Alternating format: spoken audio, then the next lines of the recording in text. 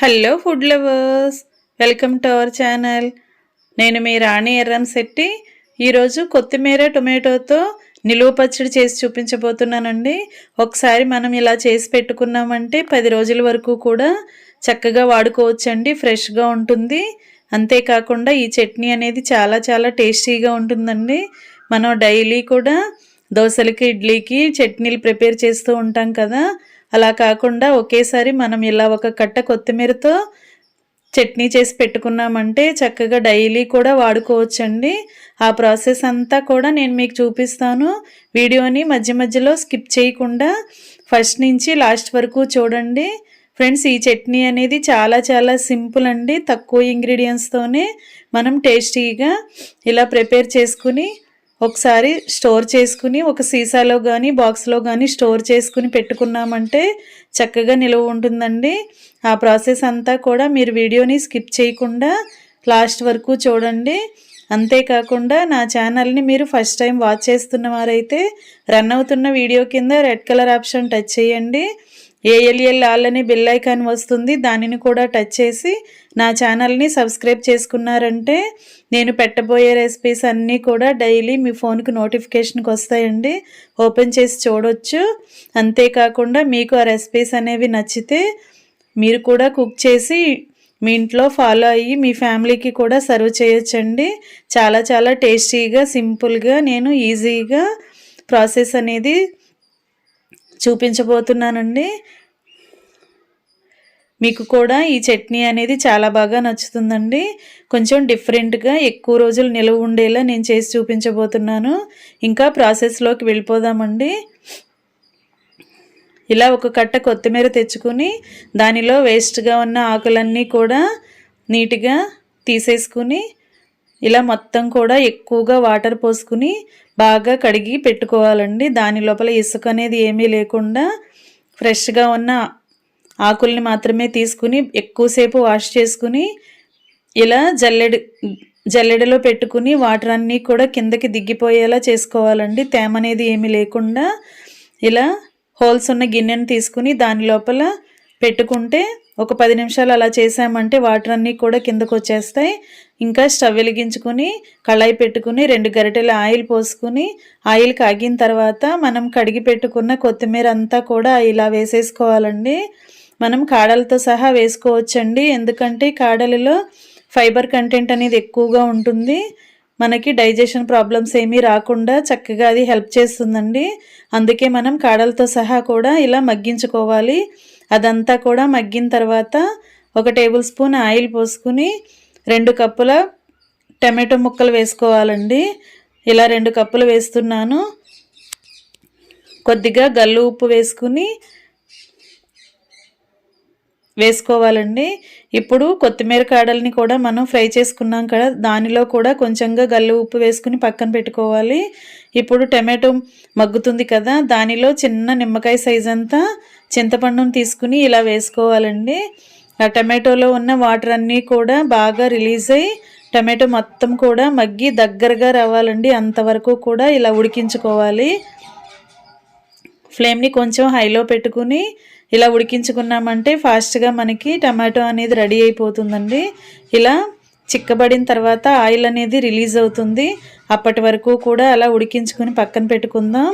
ఇప్పుడు ముందుగా మనం ఫ్రై చేసుకున్న కొత్తిమీర ఉంది కదా, దానిని ఆ మిక్సీ జార్లో వేసుకుని సాల్ట్ ఆల్రెడీ వేసాం కదా, ఇప్పుడు 1 టేబుల్ స్పూన్ జీలకర్ర 5-6 వెల్లుల్లి రెబ్బలు కూడా వేసుకోవాలండి. ఇలా వేసుకున్నాం కదా, మూత పెట్టుకుని గ్రైండ్ చేసుకొద్దాం. గ్రైండ్ అయిన తర్వాత నేను మీకు చూపిస్తున్నాను. ఇలా మొత్తం పేస్ట్ లాగా కాకుండా బరకగా గ్రైండ్ అయితే సరిపోతుందండి. మనం కాడలతో సహా వేసాం కదా, కొంచెం పీచుగా ఉన్నట్లుగా అనిపిస్తుందండి, అయినా సరే చక్కగా నలుగుతుంది. ఇప్పుడు మనం ఉడికించి పక్కన పెట్టుకున్న టమాటోని వేసుకుందాం. ఇదంతా కూడా వేసుకుని మూత పెట్టుకుని మరొకసారి గ్రైండ్ చేసుకుందామండి. గ్రైండ్ అయిన తర్వాత నేను మీకు చూపిస్తున్నాను. ఇలా మొత్తం కూడా చక్కగా గ్రైండ్ అయింది కదా, ఇప్పుడు మనం 1/2 కప్పు పచ్చికారం వేసుకోవాలండి. ఇది కూరలో కారం కాదు, పచ్చళ్ళకి వాడుతూ ఉంటాం కదా, ఆ కారం వేసుకోవాలి. 1/2 కప్పు వేసాను. ఇప్పుడు మనం 2 టేబుల్ స్పూన్లు ఆవపిండి వేసుకోవాలండి. 1 టేబుల్ స్పూన్ మెంతిపిండి వేసుకోవాలి.